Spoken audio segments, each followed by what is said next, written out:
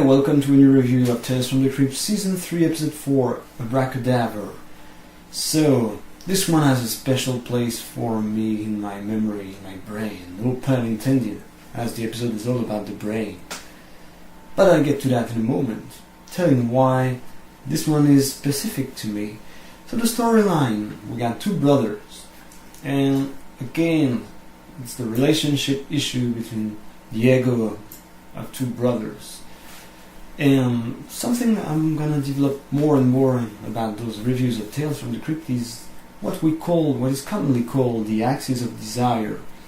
The axis of desire is something that is inherent to literature and cinema, and basically what it is about is every character is looking for something. Everybody has some special needs, some personal motivations. And in Abra Cadaver, what are they? We got this ambitious brother named Martin, played by Beau. He wants to be a successful surgeon in the beginning of the episode, so it takes place back in the days, it's black and white. They have their old-fashioned, well, especially the other brother, Carl, old-fashioned haircut. And what's happening in the first moments of the episode is Carl plays a cruel prank on Martin, and it's basically a prank about bringing him into the hospital morgue, and well, the bodies, they come back to life, and he's struck, and Martin is so surprised that he has a heart attack. And we learn in the next scene that a few years later he missed the opportunity to become the great surgeon he was willing to be. So there is some kind of rivalry because the other brother, Carl, has become a great doctor, apparently.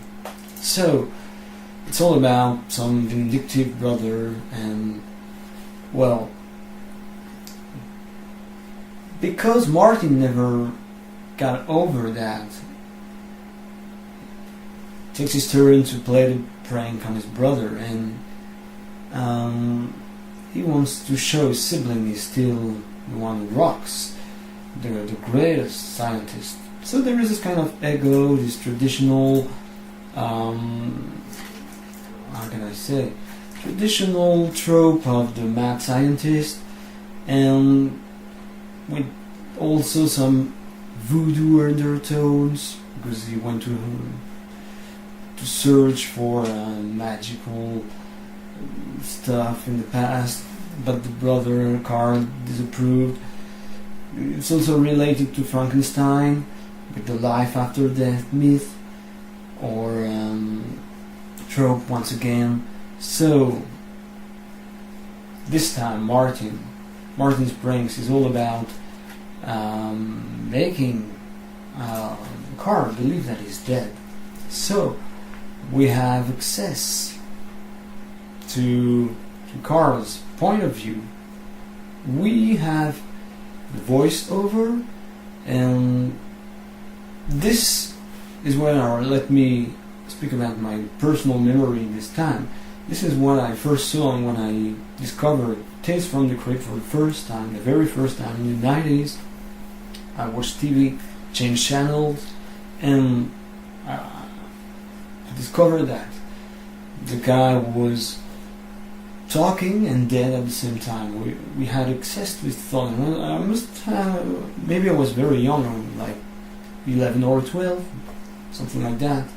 That was my age at the time, and I was scared by that, because he was suffering stuff, he was enduring, but he couldn't do nothing.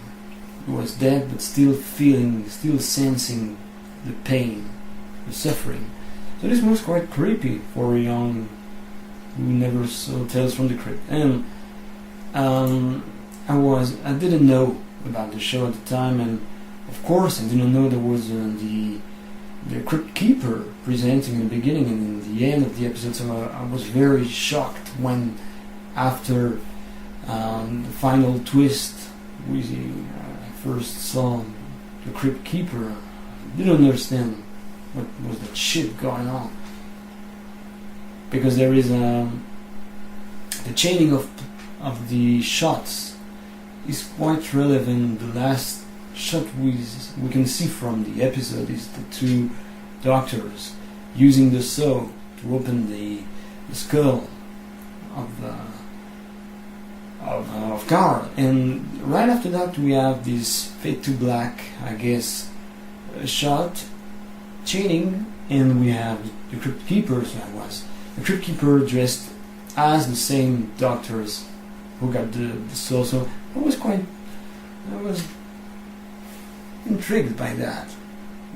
I don't know what was presented by the Crypt keeper. So anyway, coming back to the tale is, what I would say about that tale is, I liked it back in the days. Now I like it, but less, because it's quite outlandish. It mixes elements from the horror classics like Reanimator, of course.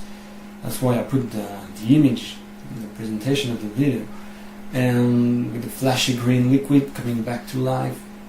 So after Carl endured all the hardships of like 3 hours of pretending death, wakes up and realized that Martin was having fun and invented that suspensor liquid, as he calls it. So it's a reference to classic Reanimator, and that is the first twist. With the benefit of hindsight, I say that 2 twists were a little bit too much, because in the end he has a real heart attack. Carl suffers a real heart attack, and it's horrible because the prank went bad. So what can I say? It's not very well done all the time. I consider our goofs, like when the Rastaman messes with Carl. Carl thinks he's still sensing, and some point it's impossible, because without any nervous system he can't move. He couldn't hold the pose in which the Rastaman puts him. So it's a bit stupid. At some point we see the boom microphone on the head in the beginning. If you watch the episode, the editing is a little messy, I would say. But the idea of the point of view is great. Taking the point of view of a character suffering and being helpless is interesting. The double twist is too much now that I realize that. But the idea is quite cool. It was directed by Stephen Hopkins. That's right. Director of Predator the Second, awesome movie. And it's a bright tale, Abra Cadaver. It's all about Diego. We got Carl, who's a good scientist. The brother, Martin, wants to be a tremendous scientist. And he mixes an element of eerie stuff like voodoo, but unfortunately the comeuppance strikes again, as always in Tales from the Crypt, most of the time, and he will perish, wanting to defeat that crazy, obdurate, mad scientist. So that was Abra Cadaver, a decent episode, outlandish, pretty odd to me, but it's the first Tales from the Crypt I've ever watched. So, great memory. Have a look at it if you haven't, and thanks for watching.